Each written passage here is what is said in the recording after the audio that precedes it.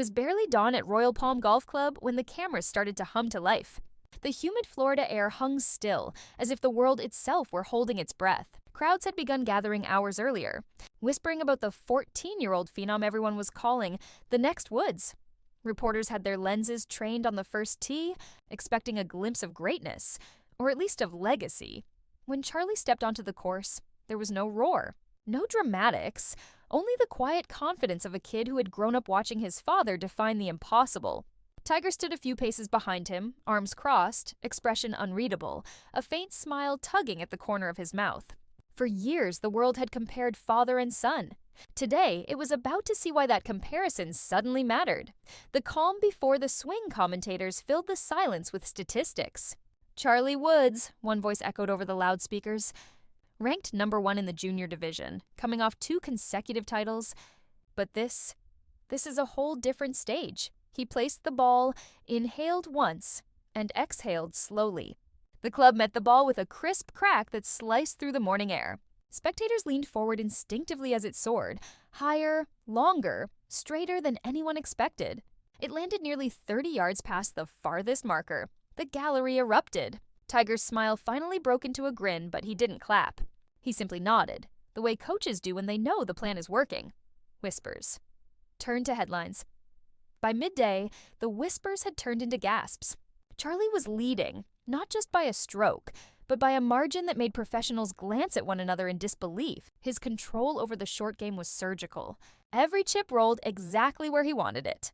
Every putt dropped with the confidence of someone twice his age. Online, the reaction exploded. He's not just following Tiger, one tweet read, he's rewriting the script. Clips of his swing hit millions of views before he even reached the back nine. Commentators began using words they usually reserved for legends. Precision, composure, genius. And yet, between shots, Charlie never looked at the cameras. He only looked at his father, who watched silently from behind the ropes. That unspoken conversation, the nods, the glances, told a story of its own. Mentorship, pressure, and pride all mixed together. Pressure mounts by the 12th hole, the Florida sun was relentless. The field began to tire, but the teenager looked untouched. He's playing chess while everyone else is playing checkers, said one veteran caddy. Then came the 13th, a brutal par 5 lined with water on both sides. Commentators fell quiet as Charlie set up his second shot. A risky play. The smart move was to lay up. The bold move was to go for it in 2. His dad never laid up here, a spectator muttered. Charlie swung, the ball climbed, shimmered in the light, and landed on the green with a single bounce. It rolled to within 12 feet of the hole. The crowd went insane. Tiger didn't move. His eyes were fixed on the green, jaw tight. Only when Charlie looked back did the father give a small thumbs up, the Woods family version of a standing ovation. The moment everyone remembered, word spread fast. By the time Charlie reached the 18th, drones buzzed overhead and the broadcast feed had doubled its live audience.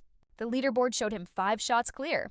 Reporters whispered about destiny. The final hole, a par 4 with a sloping green, was supposed to be routine. Instead, it became legend. Charlie's tee shot veered slightly right, flirting with a bunker. Gasps rippled through the crowd. He found himself with a near-impossible angle to the pin. Cameras zoomed in on Tiger, stone-faced. Charlie studied the shot, then whispered to his caddy, "Cut fade, 9-iron." The caddy hesitated. The line was too narrow. But the teenager was already addressing the ball. He swung. For a heartbeat, silence. Then the crowd erupted as the ball curved perfectly around the tree line, bounced once, and spun backward into the cup. An eagle. A walk-off finish worthy of storybooks. Shockwaves. Across the golf world, commentators lost their composure. Unbelievable. We have never seen anything like this. Social media exploded. Charlie Woods just ended golf, one fan posted. This is history. The clip hit every sports feed within minutes. Legends of the game called in to comment. Even players still on the course stopped to watch the replay on giant screens. Back at the clubhouse, reporters swarmed. Someone asked Tiger what he thought. The elder Woods simply said, "I've seen a lot of great golf, but that was something new." Behind the cameras later that evening, long after the crowd had dispersed, Charlie and Tiger sat quietly on the edge of the practice green. No cameras, no noise, just a father and son under the stadium lights. "Did I do okay?" Charlie finally asked. Tiger laughed softly. "You didn't just do okay, son. You made everyone remember why they love this game." He He handed his son a ball marker engraved with one word: focus. The aftermath within 24 hours. Every Majo 2 weeks had passed since Chris Wood's unbelievable victory at the Genesis Invitational. The world was still talking about it. Every highlight show, every sports magazine, every news headline. But while fans celebrated, Chris disappeared. No public appearances, no interviews, not even a social media post. Reporters began to wonder, where was the new face of golf? Some said he'd gone into private training. Others whispered that something bigger was happening, something that no one saw coming. The whispers begin. Late one night, a small sports blog published a mysterious headline: Tiger's son training in isolation. Under a secret mentor? It sounded like a rumor, until a photo leaked. It showed Chris, deep in the woods near Jupiter, Florida, swinging under dim lights. Standing beside him was an older man no one recognized. He wasn't a PGA coach. He wasn't a trainer from any academy. He was a mystery. The golf world went crazy again. Who was this man? And what was Chris really preparing for? Flashback, the discovery. It all started 6 months before the Genesis Invitational. Chris had been struggling. Despite his talent, his mental game was collapsing under pressure. During one junior tournament, he missed a short 4-foot putt that cost him the title. He walked off the green in silence, holding back tears. That's when an old voice called out from behind the fence. "Your swing is perfect, but your silence is too loud." Chris turned. An old man stood there, weathered face, calm eyes, a worn-out golf glove on his left hand. "Who are you?" Chris asked. "Someone who once trained your father." "When he was your age?" Chris froze. The man's name was Raymond Cole, a retired swing analyst, forgotten by time. He had helped young Tiger during a junior camp decades ago, but had since disappeared from the public eye. The training begins. From that day on, Chris visited Raymond every evening. They trained in silence. No cameras, no noise, no distractions. Just the sound of golf balls slicing through the night air. Raymond didn't teach him how to swing. He taught him how to think. "Your father mastered the game of golf," Raymond said. "You must master the game of yourself." He made Chris meditate between swings. He trained him blindfolded, forcing him to rely on rhythm instead of sight. He even made him hit golf balls in the rain to test his patience. Chris called it the dark training. No lights, no applause. Just focus. The mental breakthrough? One night, after hours of missed shots, Chris snapped. He threw his club, shouting, "I'll never be him!" Raymond didn't move. He simply said, "Then stop trying to be." The world doesn't need another Tiger. It needs the first Chris. Those words changed everything. From that moment, Chris stopped chasing shadows. He stopped comparing himself to his father's trophies and started building his own fire.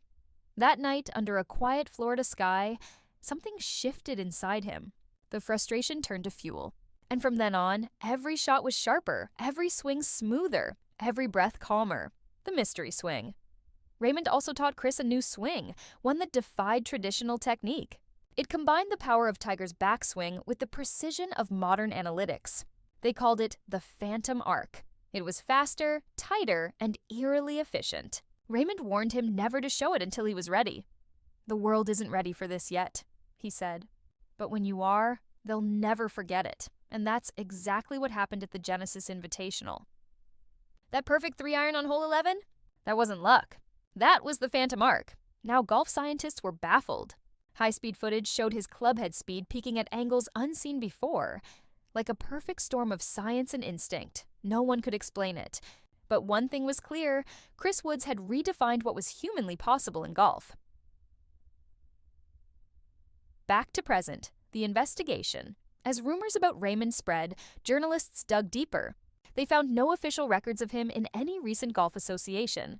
No interviews. No online presence.